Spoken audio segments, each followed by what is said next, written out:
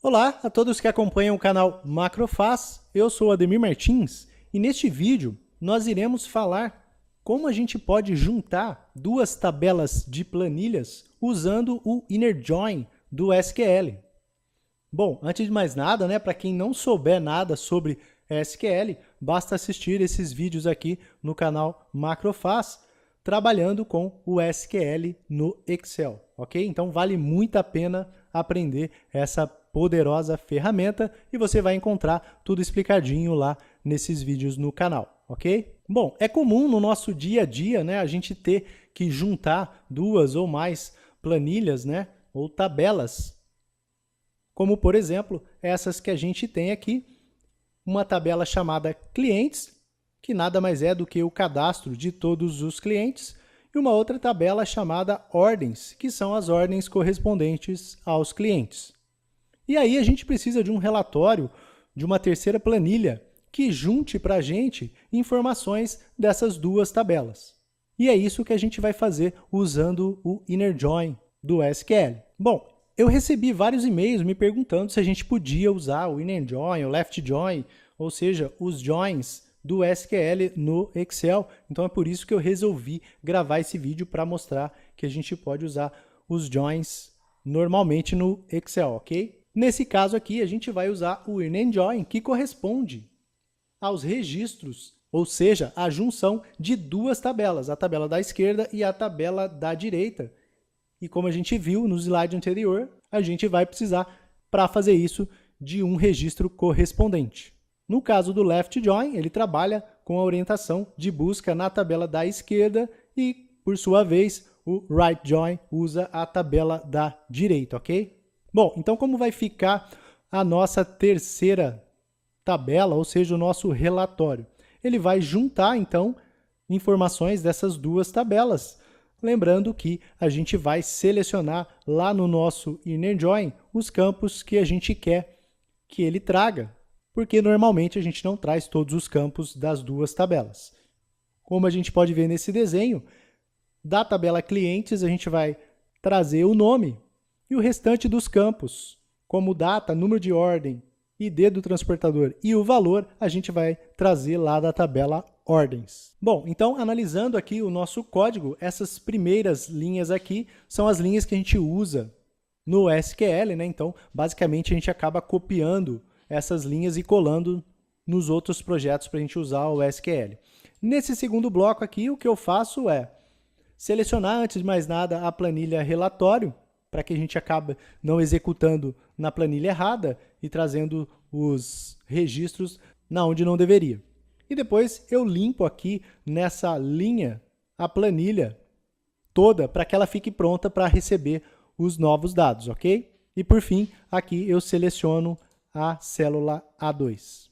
Bom, então começando aqui o nosso SQL, a nossa string de SQL, o que a gente pode notar aqui, um pouco diferente das outras strings que a gente fez, é que eu estou fazendo uso aqui desse sinal de colchetes, simplesmente porque no nome do campo possui um espaço, Então, a gente pode ver que o nome do campo é número de ordem, então, num espaço ordem. Então, toda vez que a gente tiver lá na nossa base um campo que possui um espaço entre as palavras, a gente tem que usar o colchetes para o SQL funcionar, ok? De diferente do que a gente já viu, é apenas isso aqui na string de SQL. Então, lendo o nosso SQL aqui, selecione os campos data, nome, número de ordem, ID do transportador e, por fim, valor aqui.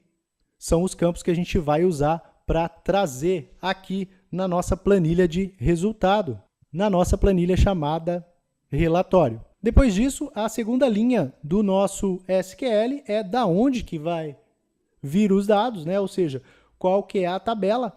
Então, a gente usa a cláusula aqui from, a instrução from, para trazer lá da nossa tabela chamada ordens. Lembrando que aqui a gente tem que usar o sinal cifrão para indicar que a gente está consultando uma planilha como se fosse uma tabela de banco de dados, ok? Logo depois do nome da tabela, a gente nota que eu repito aqui ordens que a gente tem que fazer isso quando a gente for usar os joins. É como se a gente renomeasse a nossa tabela para um novo nome. E aí a gente poderia colocar qualquer outro nome aqui. E isso é obrigatório para que o nosso join funcione, ok? Então a gente repete aqui ou coloca um outro nome, como se a gente estivesse nomeando a tabela usando a instrução as. Então eu resolvi deixar a tabela com um nome de ordens mesmo. Depois disso, nessa linha, a gente começa a escrever o nosso inner join. Então é aqui que a gente vai informar quais são as tabelas que a gente vai trabalhar. Portanto, depois de inner join, a gente coloca a primeira tabela, a chamada clientes. A gente também faz uma espécie de renomeação aqui, com o mesmo nome de clientes, e depois a gente começa, depois do on, a colocar a relação, é aquele relacionamento que a gente falou que as duas tabelas vão ter que possuir.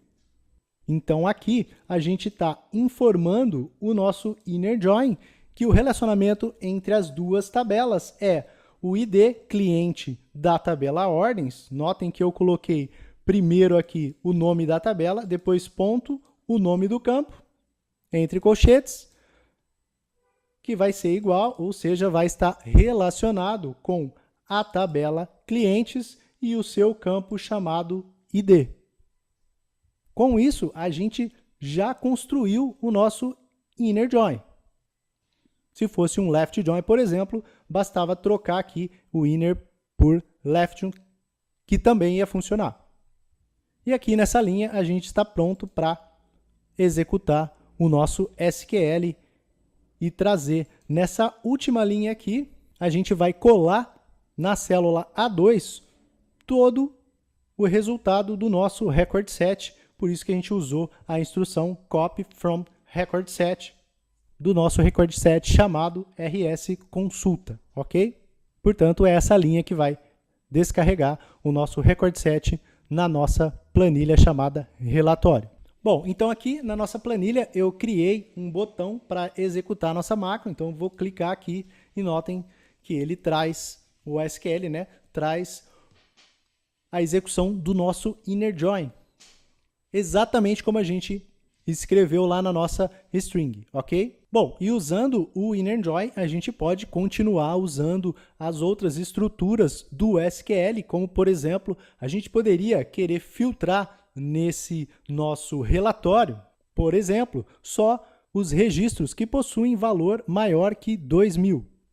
Então a gente pode usar aqui no nosso SQL a cláusula where, colocando dessa forma aqui, continuando o nosso SQL e dizendo onde o valor das ordens seja maior que 2.000.